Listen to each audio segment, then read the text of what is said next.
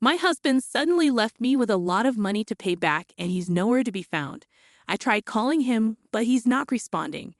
I don't know what to do because I can't afford to pay back such a big debt. Luckily, my daughter Kate cheered me up. I'm 35 years old and I work part-time while taking care of the house. Kate's dad, Rogan, is missing and we're a family of 3. I met Rogan at a party where I was feeling nervous, but he made me feel better by talking to me. We exchanged numbers and started dating. When I told my sister Talia about Rogan, she couldn't believe it because I'm usually quiet and don't go to parties. Talia was surprised that I found a boyfriend at a party and thought I'd date someone from work. When I showed her a picture of Rogan, she thought he was handsome. After catching up with Talia, we said goodbye for the day. Talia, who's still single, seems content with her relaxed life and isn't really looking for a boyfriend or marriage. While I understand her perspective, I'm focused on building a future with Rogan. I imagine us getting married and having children, which would be amazing. As I headed home, I couldn't help but smile. A few years later, Rogan and I did get married. I'll never forget the overwhelming emotions when he proposed and our move to a new apartment. Living together felt surreal at first, but we cherished every moment, whether it was sharing meals, snuggling under the same blanket, or enjoying our days off together. Eventually, we were blessed with a beautiful baby girl named Rhea. Her birth brought immense joy into our lives, and I left my job to fully embrace motherhood. Rogan was always supportive, helping with household chores and taking care of Rhea so I could rest. I'm grateful to have married such a wonderful person, and living with Rogan and Rhea has been a heartwarming experience. A few years later, I found myself deeply regretting marrying Rogan. After Rhea was born, Rogan suddenly quit his job without consulting me. He explained that he had been having problems with his new boss, which had taken a toll on his mental health. While I understood his reasons, I was upset that he hadn't discussed it with me first. Our family depended on his salary, and such a big decision should have been made together. Rogan's vague responses to my concerns didn't ease my worries, but I had to trust him. Thankfully, he found a new job quickly, which was a relief. I considered working too, but I wanted to be there for Rhea while she was still young. However, Rogan seemed different after starting his new job. He brushed off my questions about how things were going, assuring me that everything was fine, but his behavior made me uneasy. But I felt that pushing him further might upset him, so I handed Rhea to him and went to take a bath. A few days later, Rogan came home looking dejected. I quit my job, he said. I just couldn't get along with the people there. I couldn't stand being constantly directed by someone much younger than me. I just couldn't bear it anymore. I see, I replied, trying to stay calm. But we'll get through this. We'll find another job. I'll help in any way I can. Suddenly, Rogan's expression changed, and he raised his voice at me. Hey, what's with that look? You don't like that I quit? You're able to eat because I work. You just stay at home, and you're acting all high and mighty. With that, he threw his bag onto the living room table. I was stunned. Rogan had never spoken to me like this before. Unable to contain his anger, he grabbed a whiskey from the fridge and downed it in one gulp. I felt terrified. I've always been grateful to him and tried to be supportive as much as possible, but his sudden outburst created a rift in our relationship. Since then, Rogan has been in a cycle of finding and quitting jobs. We've lived in uncertainty, experiencing many anxious days. At first, I tried to understand his feelings and said nothing. Given the circumstances, I couldn't stay silent any longer. You're annoying, I told Rogan. If you have complaints, then you work and earn money. You rely too much on me. But there's Rhea to consider, I added. So what's your point? Lately, Rogan had been losing interest in Rhea and seemed to be avoiding her. When Rhea was born, he took great care of her and was genuinely happy. But observing him now, he felt like a completely different person. No matter how much I pleaded, Rogan showed no interest in continuing his work. Eventually, I decided to entrust Rhea to Talia and started working on my own. I'm really sorry for having to leave her with you, I said to Talia. It's okay, Talia reassured me. Rhea and I will wait together. Rhea, who had just started attending kindergarten, wasn't a major concern when it came to leaving her with someone. Part of it was because I trusted Talia to take care of her, but Rhea was also remarkably mature and calm for her age. She showed interest in newspapers, read them on her own, and could even write long and somewhat complex sentences. Rhea had a quiet disposition and was exceptionally composed for her age. When she started kindergarten, I was concerned about whether she'd be able to make friends and communicate effectively with others besides me. However, it turned out I didn't need to worry. Rhea made many friends in kindergarten and enjoyed her time there. As a parent, that was the most heartwarming thing to witness. Given the situation, I felt it would be no problem for me to work outside the home. When I started looking for a job, I found one quicker than expected. Thus, I began working full-time. The pay was better than I had anticipated, so even if Rogan quit his job, our finances would probably stabilize. Thankfully, the work environment was also pleasant. Despite the busy days, I enjoyed working. A few years after I began working, Rogan finally found a stable job. It seemed like he might have finally found a workplace that satisfied him. Upon learning this, I felt a profound sense of relief. Over time, Rogan's demeanor started to brighten, and he seemed to return to the man I knew in the early days of our marriage. He became considerate of the challenges I faced juggling work and family, often asking, "Has it been tough? Aren't you tired?" I was a bit taken aback by this transformation. Perhaps job stability had given Rogan peace of mind. Rhea was growing up healthily, and Rogan started acting like a caring father to her once again. Seeing Rhea play joyfully with Rogan always warmed my heart. Still, the thought of returning to the way things were before made me anxious about leaving my job. Therefore, I continued to rely on Talia for childcare. "How's Rhea? Is she looking well?" I asked Talia one day. "Don't worry. She's playing happily," Talia reassured me. As long as Rhea was doing well, I could be at ease. I probably continued to depend on Talia. I had been considering treating Talia to something she liked as a token of my appreciation. Several years went by, and Rhea was now in the 3rd grade of elementary school. She attended school every day with great enthusiasm. The family's bond was just like before, harmonious and loving. I wondered what had caused the previous rift between Rogan and me. Our home life felt so stable, almost as if the past problems had been forgotten.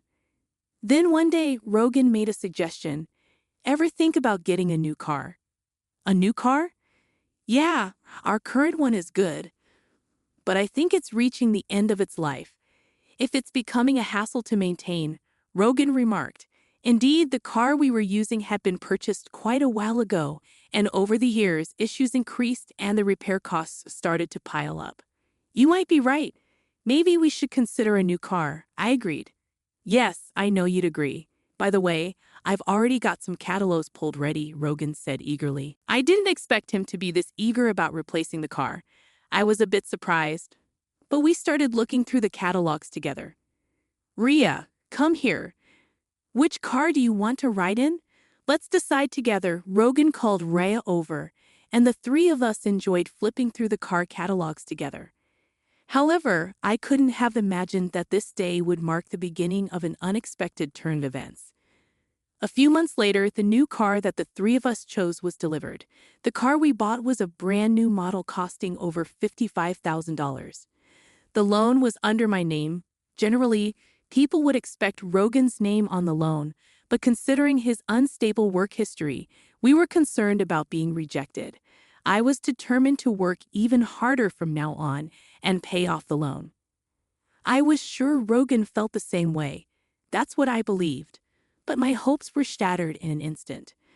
Rogan stopped coming home. He disappeared along with the newly purchased car. Could it be that Rogan got involved in some kind of trouble? What should I do? At that moment, my cell phone rang. The call was from Rogan. "Hello." I answered, my voice filled with concern. "Rogan, what are you doing? Where are you now? You disappeared all of a sudden, and the new car is gone. What happened? Did you get caught up in some trouble?" I tried to convey how I had worried every day until then, But Rogan laughed at my concerns and said something unbelievable. Actually, I found a new lover. She's more important to me than you, he said bluntly, leaving me stunned and devastated. I've fallen in love with someone else. I've already taken care of the divorce notice. I'd appreciate it if you stopped getting involved. Rogan's voice echoed in my ears. I couldn't believe what I was hearing. The mention of a divorce notice shocked me to my core. However, a memory of a discussion we had during a big fight resurfaced. Submitting the application to the court meant that both parties agreed to the divorce. I deeply regretted letting my emotions take control at that time. Oh, by the way, I have a debt. I'm counting on you to repay it, Rogan added casually. What? How much debt are we talking about? I asked, feeling overwhelmed. I think $200,000, give or take. I'm leaving all the repayments to you, Rogan replied before abruptly hanging up the phone. I never thought something like this would happen to me. Where were all his kind smiles and the past just lies? As these thoughts crossed my mind, I could feel the strength drained from my body. Mom, what happened? Rhea rushed over, looking concerned. It's okay, honey. Thank you. I tried to put on a brave face, but inside, I was filled with anxiety. How will I manage our life now with such a massive debt looming over us? The thought of the $200,000 made me feel suffocated.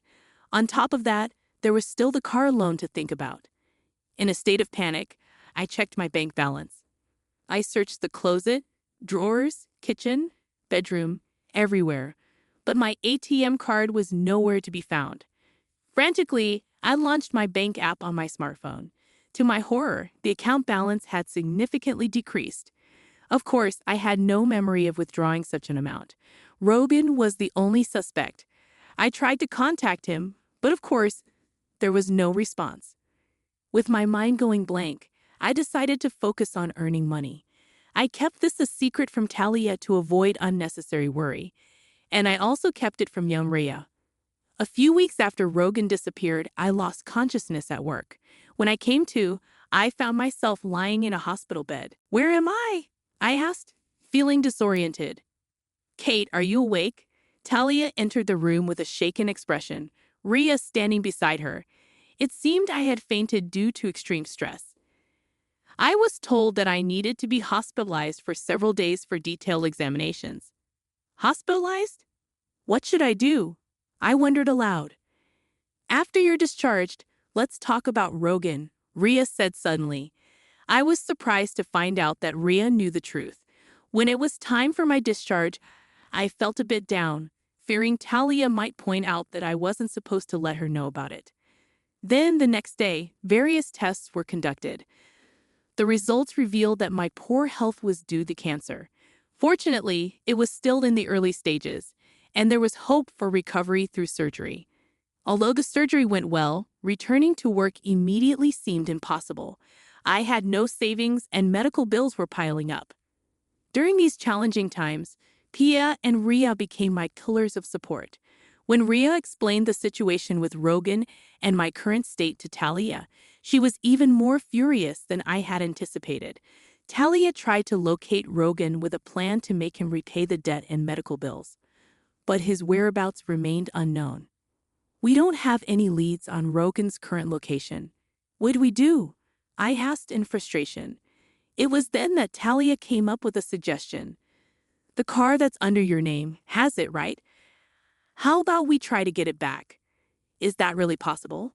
I asked in surprise. Talia shared more information. Actually, I found out where Rogan is currently working. Surprisingly, he seems to be working for a different company inside the building where I work.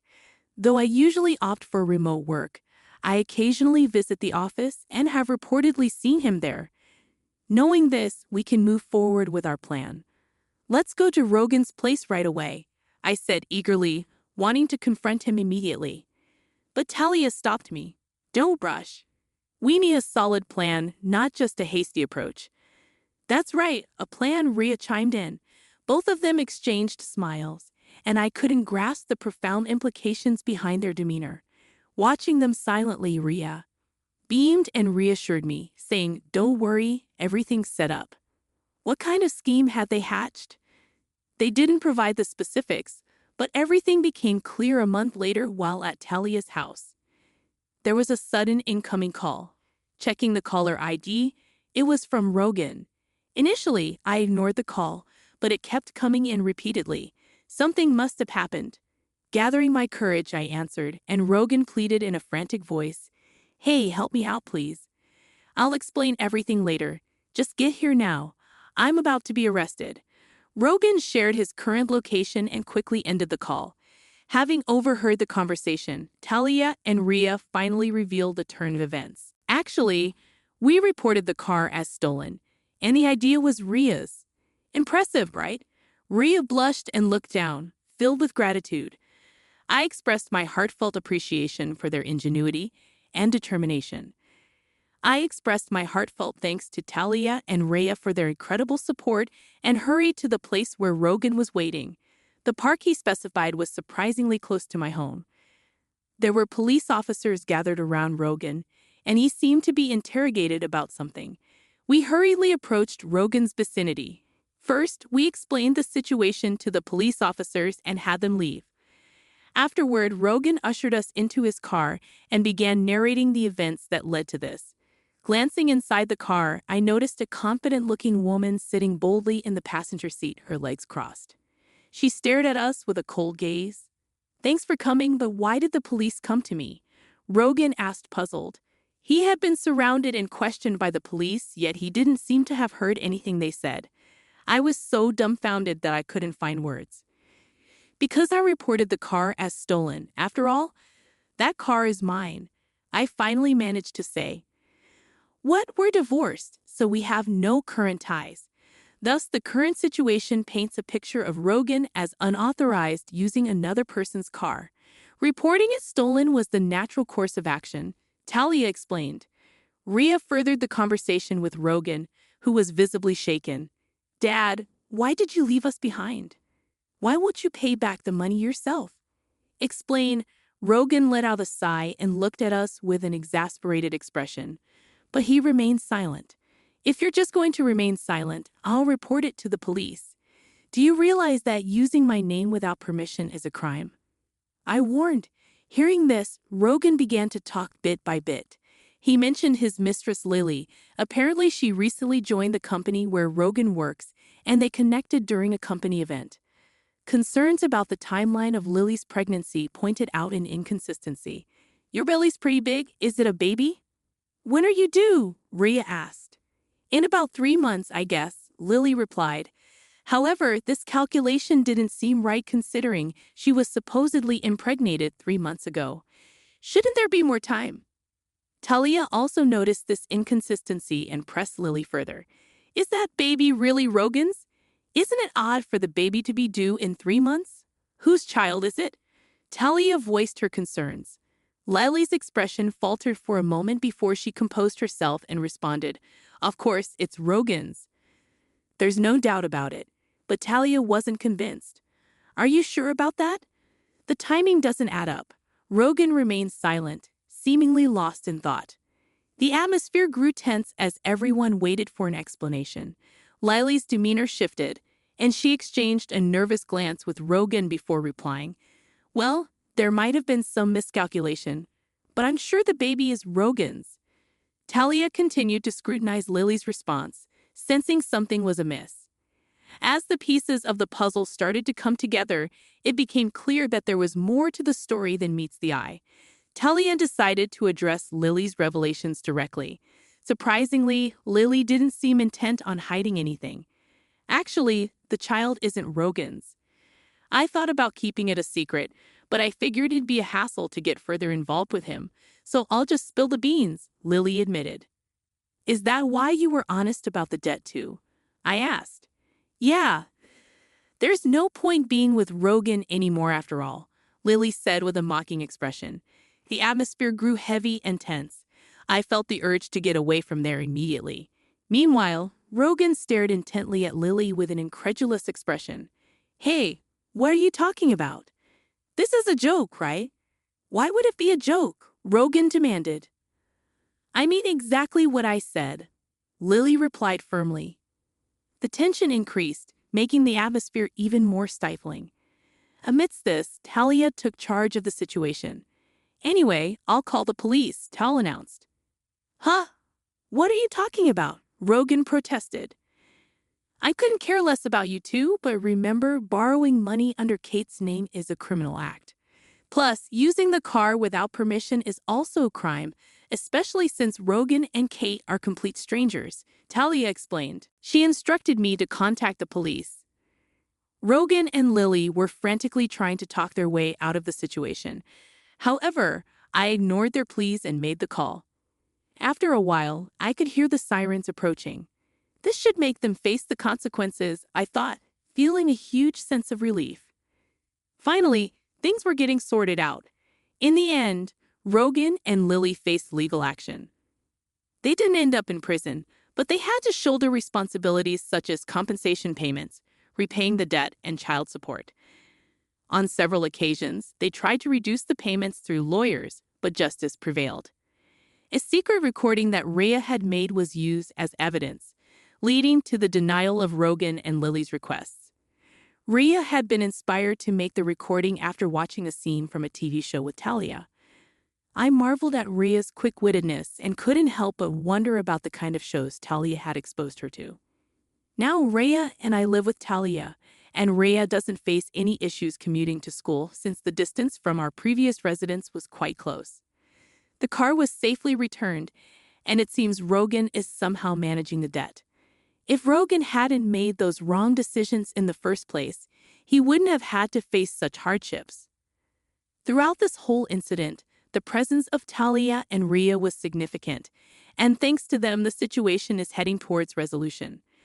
I'm determined to work hard from now on, hoping for a peaceful life with the two of them.